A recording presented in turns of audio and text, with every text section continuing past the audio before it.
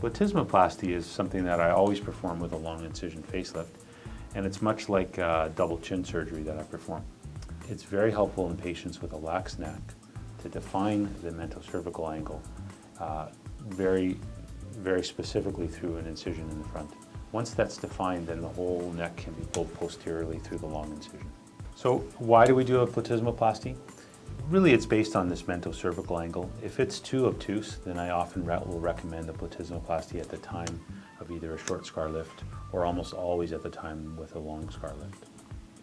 Sometimes there's localized fat in the area, so if somebody has a pocket of fat in the midline, I think it's very helpful to do a platysmaplasty and excise that fat directly. In this example, we can see what the ideal angle is, probably 105 to 120 degrees.